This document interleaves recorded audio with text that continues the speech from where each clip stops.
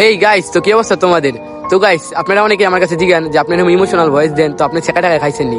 তো গাইস, আমি কোনো ছেঁকা টাকা খাই নাই। আমার কাছে এরকম ভিডিও বানাইতে ভালো লাগে, তাই আমি এমনি বানাই।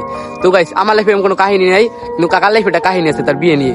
তো সে কাকার তো এই কাহিনীটা শুনবো, আপনাদের কাছেও শেয়ার করবো। তো গাইস, আমি যখন 14 বছর বিদেশে ছিলাম সিঙ্গাপুর থেকে যে কষ্ট করে টাকা পয়সা 30 লাখ টাকা কামাই আনছি, সেই কামানো টাকা দিয়া ঘটক দিয়া একটা বিয়ে করছিলাম, কিন্তু সেই মেয়েরে নিয়ে 1 বছর ঘনসর সংসার করি।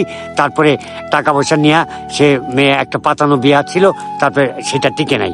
কিন্তু আমি এখন বউ ছাড়া রাইন্দা বাইরা খাইতে পারি না, কাজেই গরু মাংস মুরগির মাংস দাওয়াত খেতে যাই হোটেলে। এই তো কারণে গাইস, কাকা যে তুমি যে তোমার 30 লাখ টাকা করছে আনছিলাম, ওই টাকাটা কি নিয়ে গেছে না? সেই টাকা ঘটক আর বউ নিয়ে গেছে গা। সে এখন আর আমার পাত্তা দেয় না। সেই বউটা এখন আছে কই? সেই বউটা কোথায় আছে, বাংলাদেশের কোথাও আমি জানি না। মুসলিম বাজারে একটা বিয়ে করছিলাম। ও, মানে তোমার টাকা পয়সা যা আছে সবকিছু নিয়ে সব গেছে? নিয়ে গেছে গা। তুমি সংসার করছিল কতদিন? সংসার 1 বছর মাত্র। ও, মানে এই কাহিনীটা কতদিন আগে? এই কাহিনীটা 92 সনের ঘটনা। 92 সালের ঘটনা। তো এখন তোমার মায়াবতী না কিছু বলবা তুমি? এখন মায়াবতী দূরে থাকুক, আমি একা আছি, এটাই আমার জীবনে ভালো একটা ট্রেডিশন।